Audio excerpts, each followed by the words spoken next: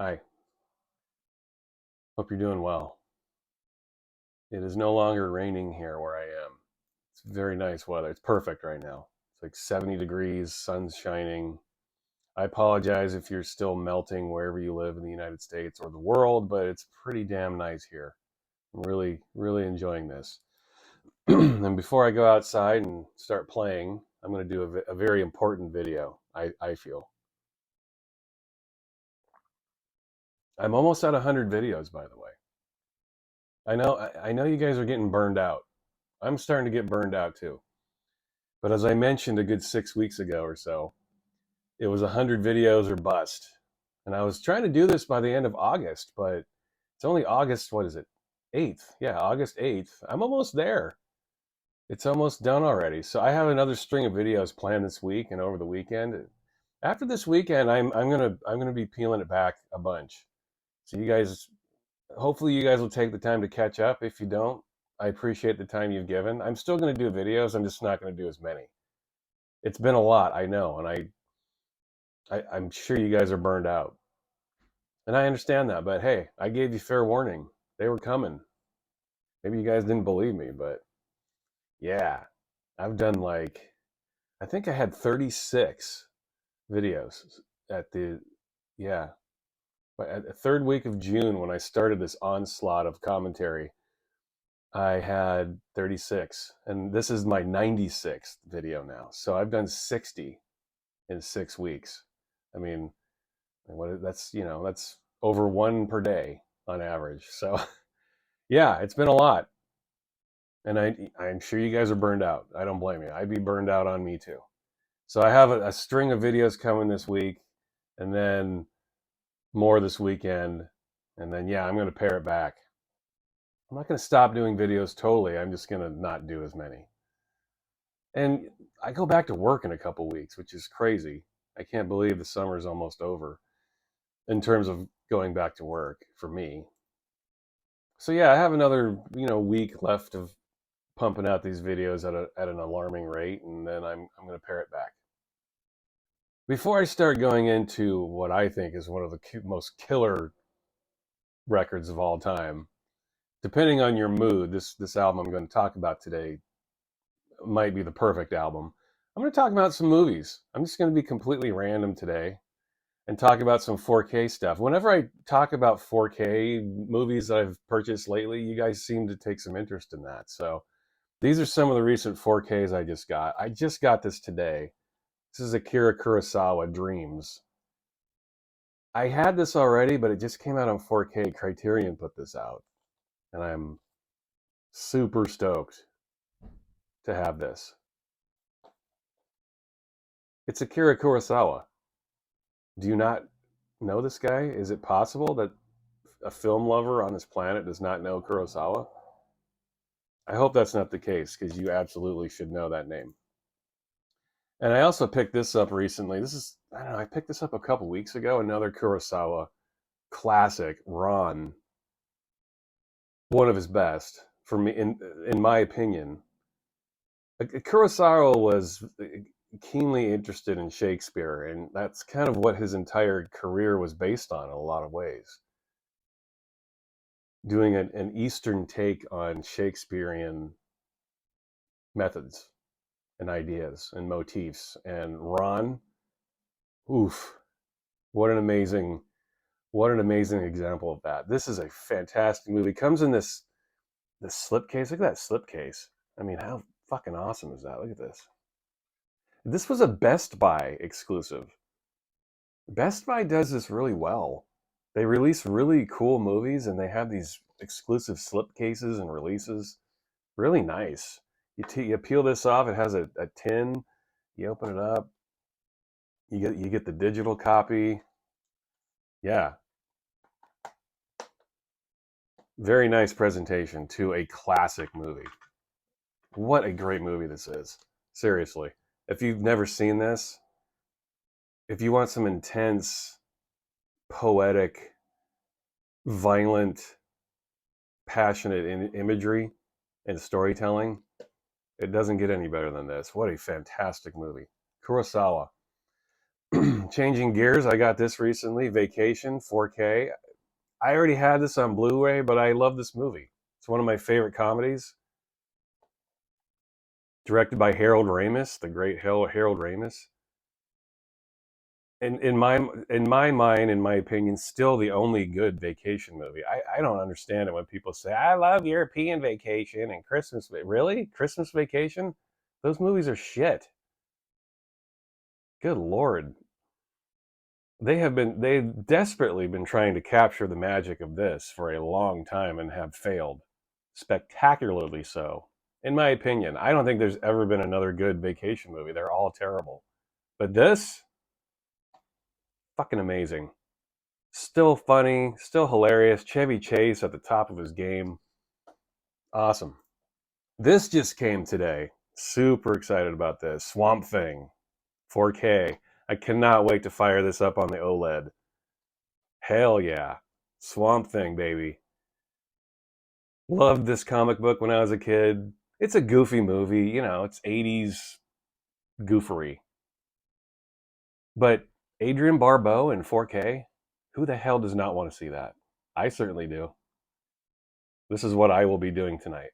Adrian Barbeau in glorious 4K. Oh, yes. Can't wait. This recently came out on Criterion. One False Move. This is one of my all-time favorite movies. This was one of those things that when they announced it a couple months ago, I was like, oh my God, are you kidding? This movie wasn't hard. This movie was hard to find for a while. It wasn't easy to find at all. It was only on DVD. It never got a Blu-ray release. It seemed like it got forgotten. Glorious movie. If you've never seen One False Move and you like intense, truly horrific movies, like there are horror movies, and horror movies exist in that fantasy realm. But if you like to see truly horror, true horror, truly horrific movies that are hard to watch because it's based in realism, look no further. This is a fantastic movie. You will never forget this. Some extremely haunting images in this. Written by Billy Bob Thornton. Back when Billy Bob was a force to be reckoned with. He turned into a horror, but back then he was something. He was a force. And he's in this movie too as an actor, and he does a fantastic job. Everyone does. Bill Paxton, come on. Carl Franklin directed this. To this day, his best movie. One False Move. If you've never seen it, check it out. And then this is the last one I'll show. This is another, I haven't even opened this. Another Best Buy exclusive. The Man Who Fell to Earth. This is on 4K. Comes in a tin. I'm not gonna pull it open, but this is you can only get this at Best Buy. This isn't my favorite Nicholas Roeg movie. It's up there. I know a lot of people think this is his best. I think Don't Look Now is Nicholas Roeg at his absolute tip top. And he has a couple of other movies that I might even rank higher than this. But this is still, if you want a movie to look at in 4K on an OLED screen, this would be the one you'd think would be. I haven't watched it yet, but I can't imagine it's going to look bad. This is just eye candy. This whole movie, beautiful to look at. David Bowie, amazing actor. I never was a fan of David Bowie's music, never an overt fan, but I appreciate him. I love David Bowie as a person, as a human being, as someone who changed the way we look at music and the way we look at everything in entertainment. David Bowie absolutely was a titan, and I appreciate him for that. Never a fan of his music. That's not a slight, like I just mentioned. I loved him, but musically, I just never could get into him. But yeah, who doesn't appreciate David Bowie? Fantastic actor. One of the very many absurd talents that guy had. And he's awesome in that movie. Arguably his best acting he's ever done is in that movie. Just a very understated performance. Understated performances are always sort of my favorites. They're hard to pull off. It's easy to overact and be big, and it's another thing to be silently powerful, and David Bowie does that very well. in The Man Who Fell to Earth. Anyway, it's time to get to the matter at hand. This Killing Joke, Extremities, Dirt, and Various Repressed Emotions. This is one of the most kick-ass albums I've ever heard in my life. You Killing Joke fans understand that when you talk about one of or your favorite album of Killing Joke, it's hard to come up with one answer. When I think of my favorite Killing Joke album, I don't know that I can ever. It depends on the day, is what I'm saying. It could be anything at any point. Today, it's this. Most days, it's this. This is very different in a lot of ways. I hate to say it's the same. I mean, Killing Joke, all of their records sound different in some way. But this sounds very different in a beautiful way. I think mainly because of their drummer they had at this time, Martin Atkins. And to my knowledge, the Killing Joke fans, please correct me on this, but I think this is the only album that Atkins played on. I know he toured with them for a couple of years, but this is the only recorded album he's on, right? I think this is it. But I think this album is all the better for it. Martin Atkins is just one of my favorite drummers, and you know Martin Atkins. He was playing with Ministry at this time, Pigface. One of the best drummers I've ever heard. He played for Public Image Limited. You know his rap sheet. If you don't, look up Martin Atkins. Amazing drummer, and he had this energy that was second to none, and he brought it here. Killing Joke already had an intense energy because of this man right here, Jaz Coleman. If you've ever seen these guys live, you know what I'm talking about. Killing Joke on record is an energy that it's unrivaled, but then you see them live and then it's like a whole nother planet. Jaz Coleman is just, he's from outer space when you see him live. It's super intense, very direct. He's not interested in trying to create metaphors. In your face, direct messaging. And I do love that kind of music sometimes. Most times I like music that doesn't hold your hand. It's more abstract, it makes you think. This shit makes you think, but in a very direct way. Coleman's not interested in giving you abstractions. He's just in your face, shoving ideas down your gullet. Here it is. Take it. Take your medicine. And it's fucking awesome. This album rocks like no other album I've ever heard. Those of you who watch this channel and you like my industrial videos and you like that kind of intensity in your sound and you've never heard this, seriously, man, drop everything you're doing and listen to this now. This, most days, I would say, is my favorite Killing Joke album. It has long, extended songs. The drumming is amazing. Jaz Coleman's messages have never been more direct and intense. Raven is crushing it, as he always did. You know, he's the bassist, by the way. Youth wasn't part of the band. I'm going to do some other Killing Joke videos. Absolutely, because I just think this band, they absolutely deserve it. Not all of their records were great. In fact, the two albums they did before this were sort of curious in the Killing Joke catalog. They went off on this tangent for a few years where they were making more softer poppy music. I hate to call it that, but it was what it was. They're my two least favorite Killing Joke albums, really. But then they came out with this in 1990, and it was like, whoa, just one of the hardest rocking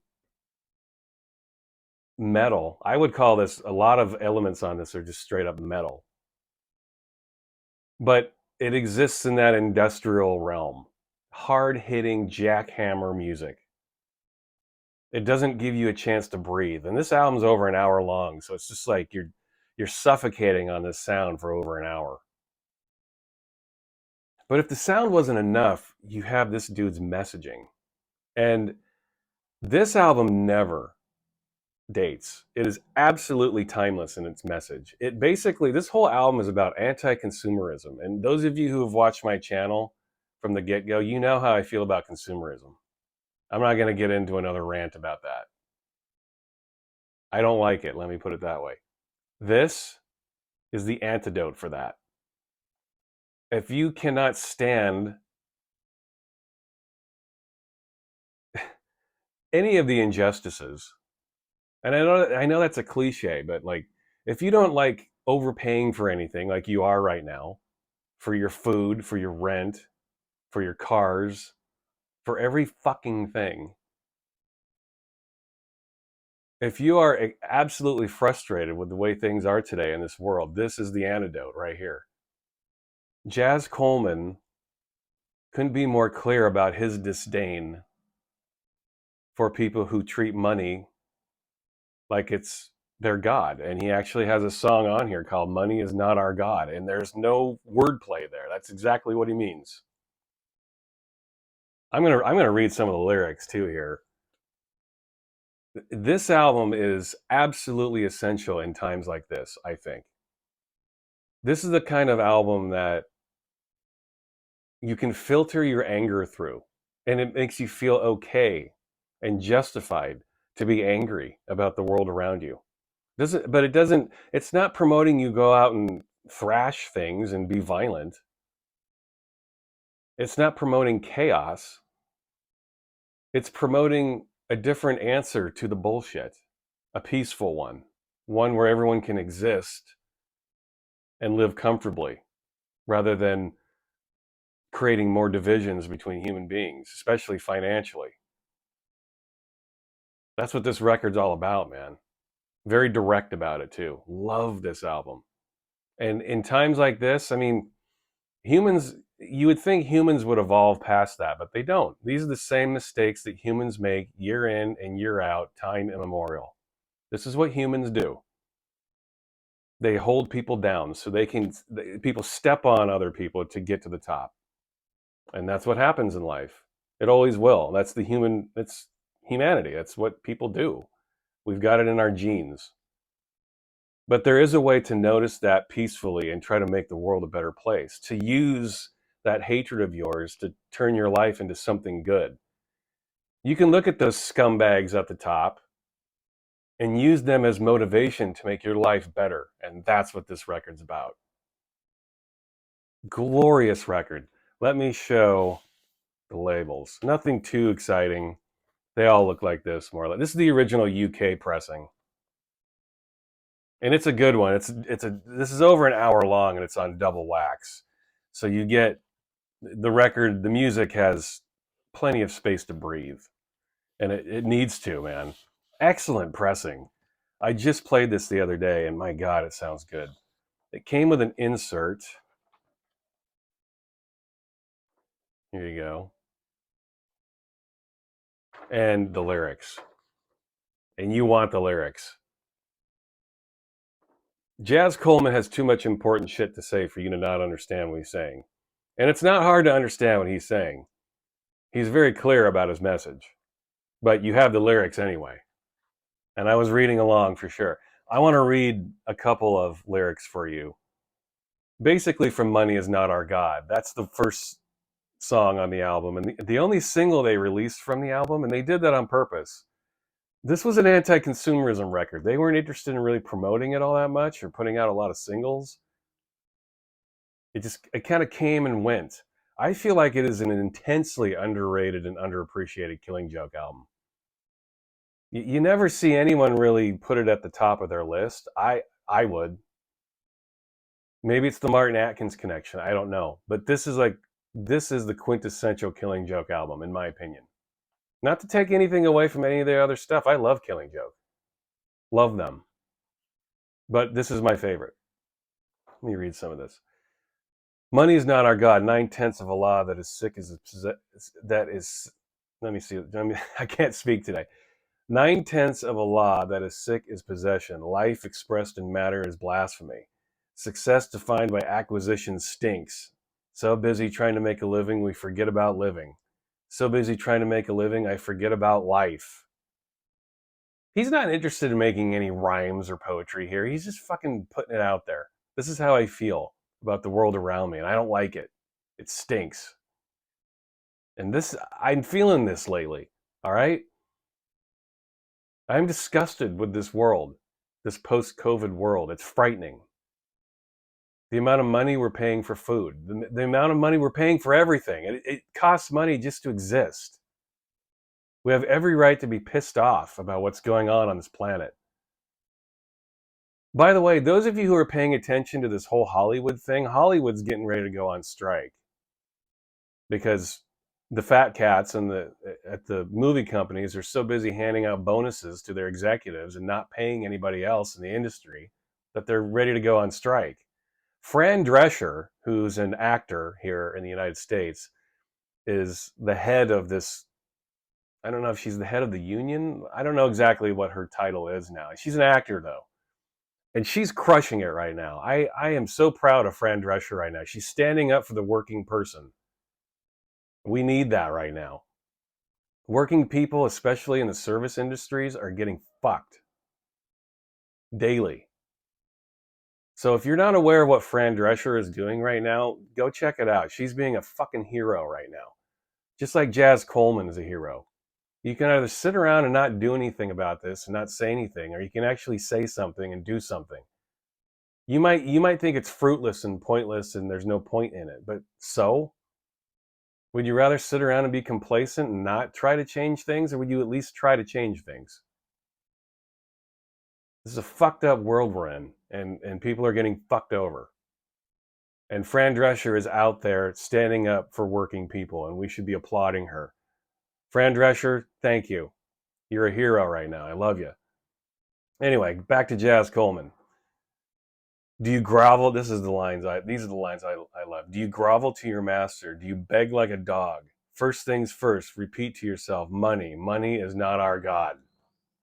That's the gist of this album. Right there. If you are pissed off and sick to death of the way things are right now, and we all are, I mean, if you're not paying attention.